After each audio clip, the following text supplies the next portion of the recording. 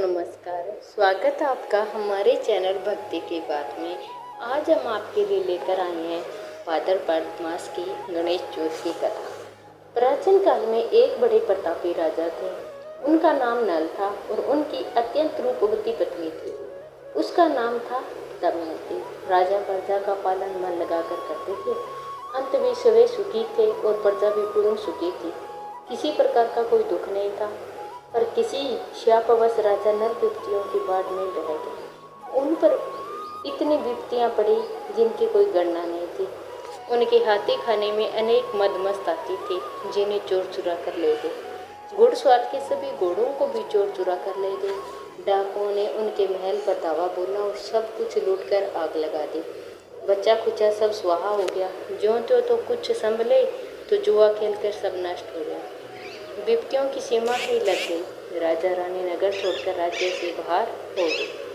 जंगल जंगल घूमने लगे। पति पत्नी एक तेली के यहाँ पहुंचे। तेली ने दोनों को आश्रय दिया।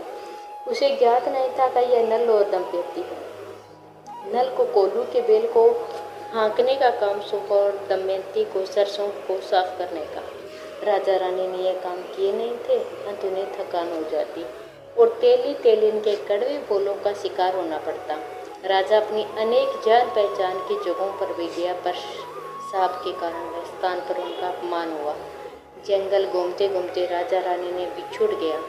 जहाँ तहाँ भटकने लगा। दंपति जंगल के अकेली रह गई। बेचारी ऐसाई महिला क्या करे क्या ना करे।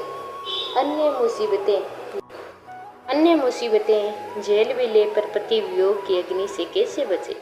एक दिन रानी की भेंट अचानक ही सरभंग ऋषि से हो गई। ऋषि द्वारा पूछने पर दंपति ने अपने विपत्तियां कथा कह सुनाई।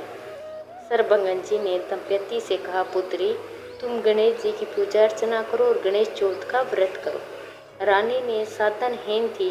ज्यों त्यों करके उसने गणेश व्रत किया। उस व्रत के प्रभाव से रानी को उसका पति मिल गया और पति को खोया हुआ राज्य मिल गया। राजा रानी गणेश जी के भक्त हो गए। कहानी अधूरी हो तो पूरी करना गणेश जी, और पूरी हो तो मान रखना। और आप लोग वीडियो पर नए हो, वीडियो को लाइक शेयर करो और चैनल को सब्सक्राइब करो।